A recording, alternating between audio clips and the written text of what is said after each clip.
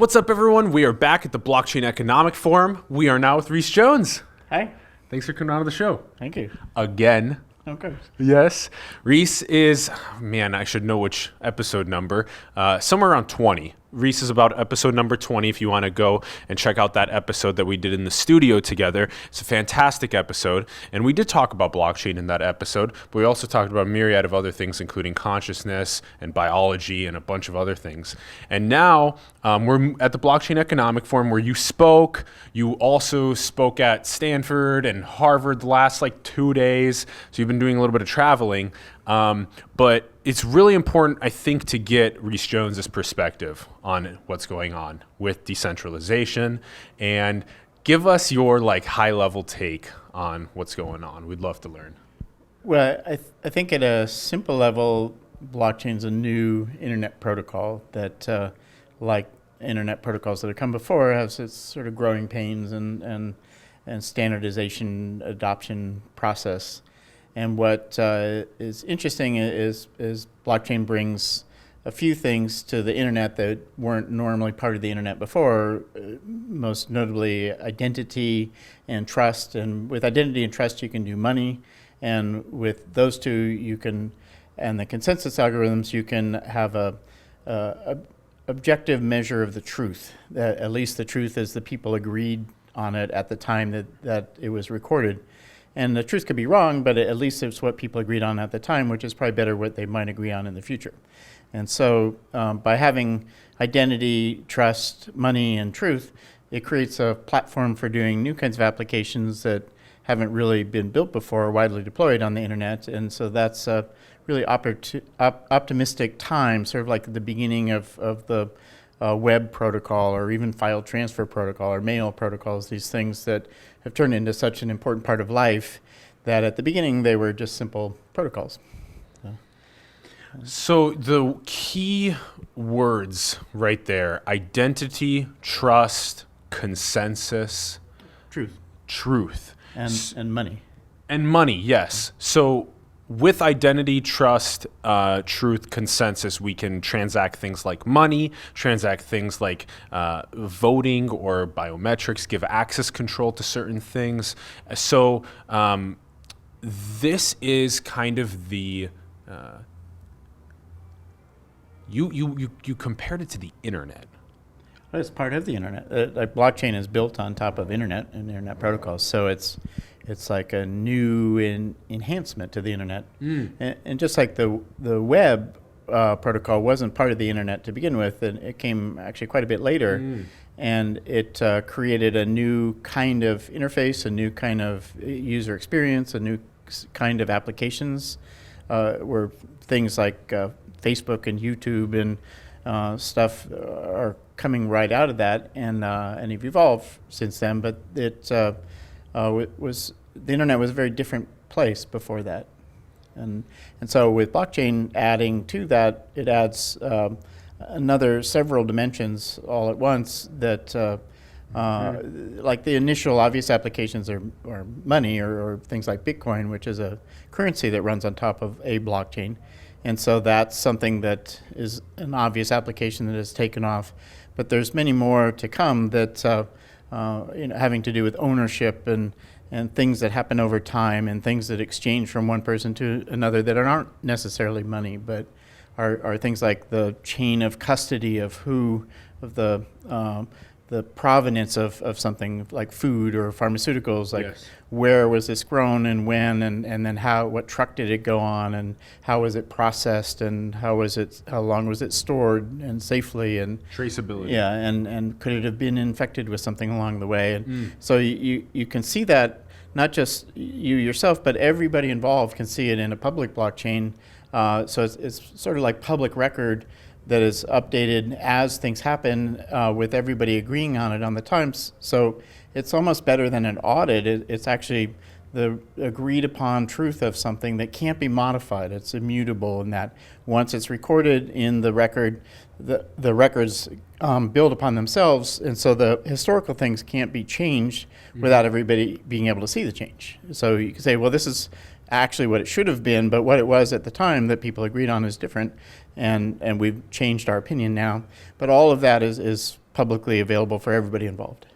And it's not just stored on one computer, it's stored in a distributed way across thousands of computers over the internet. So if one of them fails or if one of them gets compromised, the others will show that that's a problem one, as opposed to the record just disappearing as it might happen With a centralized in a centralized thing. Yeah. So. A couple things to play off of that. One of the main things that I think you said was about the augmentation to the internet. This is built with the internet layer. This is building an identity, trust, consensus, truth, and then enabling us to do things like move money. And so this is an augmentation to the internet. It's an enhancement. We're moving into a new era, and there are certain weaknesses, there are certain vulnerabilities to this, and I think we're going to get past these weaknesses and vulnerabilities, and there's going to be something especially crazier and better that gets augmented on top of this. So maybe some of these things that we want to ask you about then.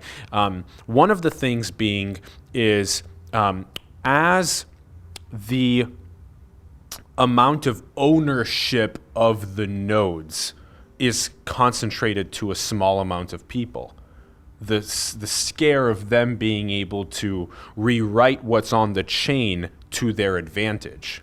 Can you tell us about that? Well, so what you're talking about is mining nodes that replicate the data record of the blockchain. So in the case of Bitcoin's blockchain, I should say there are several different kinds of blockchains, and Bitcoin is just one of, that it uses a proof of work mechanism to evaluate whether the transaction is valid, and many different people or different machines do the mining, which is calculating an amount of work that, and the first machine to calculate the next block to write correctly gets paid, and the others who came in second and third and so forth at least create a consensus of what was happening. So there's a bit of a race with a little bit of a luck formula put in to write each block.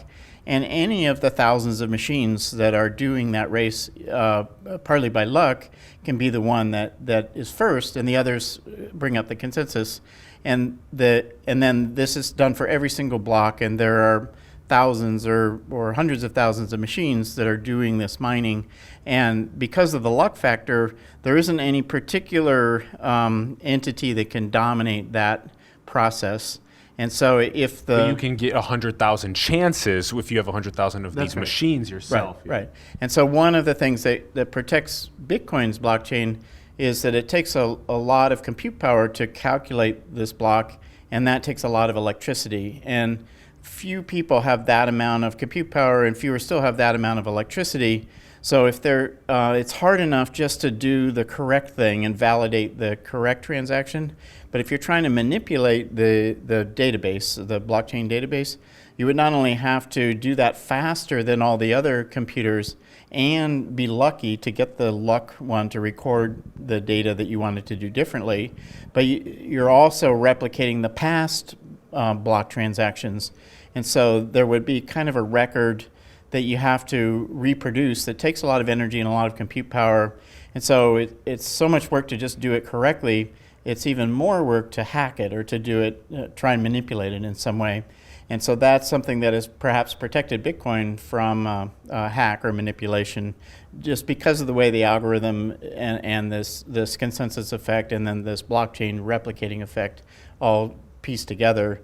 That and even if you were to hack it on one node, the other nodes who are calculating it also might get a different result, and so the consensus wouldn't agree, and so the whole system would reevaluate as to what's changed or what's been going on. But a potential whole node takeover, all of the node takeover to rewrite. There's many of these scenarios, and I think it's very interesting to see what exactly is going to be the solution to that that issue. Yeah, there's a concept called 51% takeover, where you would have to get artificial consensus of apparently 51% of the nodes participating that moment or that day, and that would take an enormous. Right now, the Bitcoin's blockchain consumes a a material percentage of the total world's electricity. I think every something day. around 5%. Yeah, or variable, but and it's not the sort of thing that even a nation state could easily spend to try and pervert the system. Now, all right, how about we ask you this question, which is,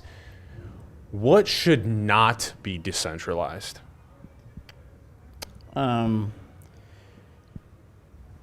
So very few things are decentralized. One of the talks I gave here is something that is decentralized is biology and genetics, and that biology is fully distributed, decentralized. There isn't a central government of genetics or a central bank of genetics, and the transactions happen between mating individuals, and they're not centralized. And so in that sense, it's quite a bit like blockchain. And its decentralized, borderless nature of it. And so there are some things where something is very fast and state dependent, like you would want a central point that is managing the state, for example, of airplane engines or certain kinds of reactions that are millisecond, nanosecond, femtosecond, dependent on the sequence of events happening. That's something that is best done in a centralized way because you can guarantee the state of the system and the first in, first out type of sequences. So if you're trying to do something that is very fragilely sensitive to time, a centralized system is probably the best choice. And a distributed, decentralized system can be better for stability, like the internet also is decentralized and distributed, and so that if one part of it breaks, there are paths around the broken part.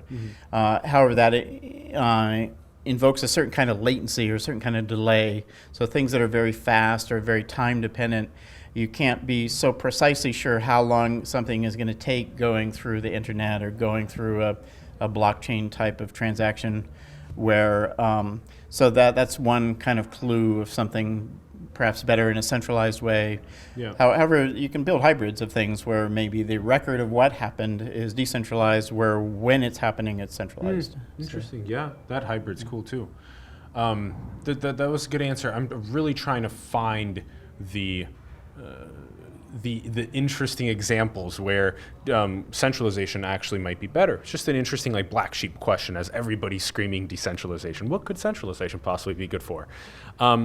Okay, how about we ask you, what are you most looking forward to with blockchain technology, but specifically in socioeconomic status? So for low SES, middle SES, high SES?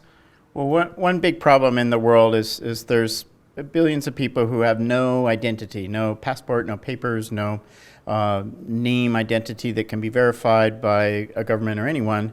And so that really limits people's life. They can't own anything because they don't have an identity who would own it. And they can't easily move from place to place because nobody knows who they are, even if they're standing in front of you.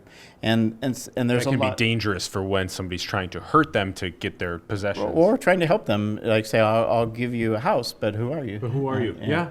And so it's so blockchain is a way that people's identity can be put into the internet, basically in an immutable way. That once somebody is entered into the system, their identity is securely registered. And that allows services and capabilities like ownership and right to do things into a data system that can be used in a distributed way that can't easily be destroyed by a government or some other negative factor. So that's huge. A big thing. And that has a dark side to it where if you put in that entity, information about the person, like their medical history, for example, that is something that can be used for them and can be used against them, where there's a long history of humanity trying to selectively eliminate categories of people based on criterion. And so if the criterion, including their medical record, is in a blockchain type of database, that information can be used both for good and for bad. And so the bad might be, say, banning certain groups from passing a border or killing people because of some characteristic.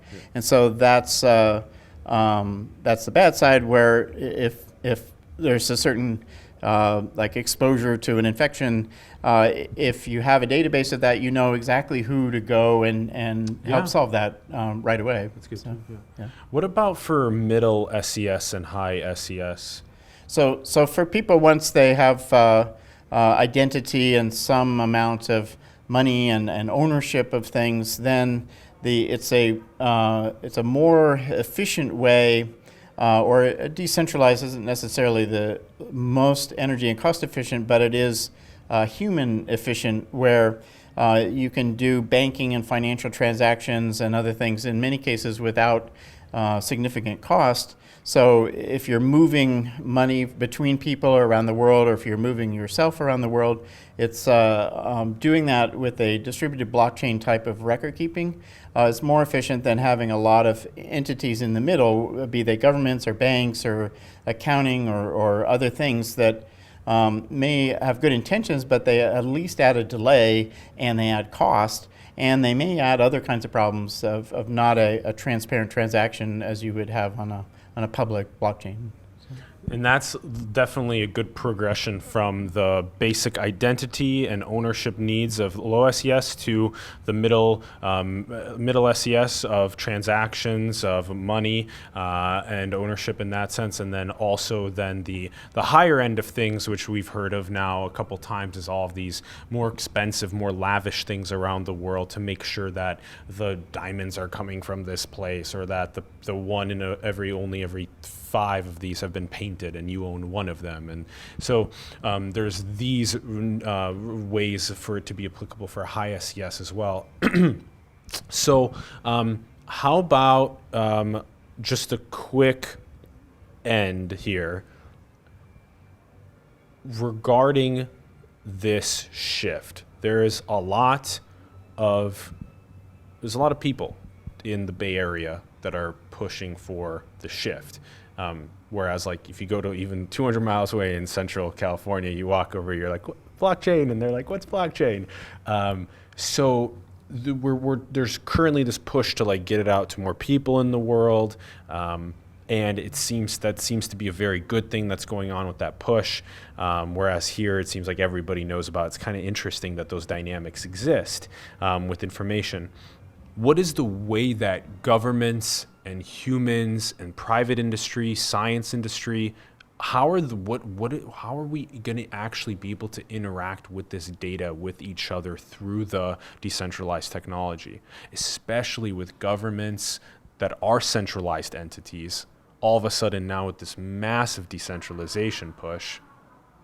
Well, so that's you can look back at how the resistance to adoption of the internet happened in the early days, where doing financial transactions on the internet, whether by credit card or other means, was resisted for a long time, especially by institutions, that they didn't want to allow transactions coming on what was a paper record type system or a non-public communication system, that there was a fear, a risk of putting things like confidential transactions on the internet because they might not get there, they might be hacked, they're unpredictable delivery time. There's a lot of things that were resisted. And so, for example, things like home banking took a while before you could even do that over the public internet, and then even longer before bank-to-bank transactions would be approved for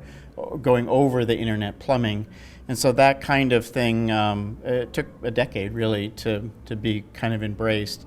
And so blockchain's likely to be similar, where there are certain libertarian individual kind of things that people are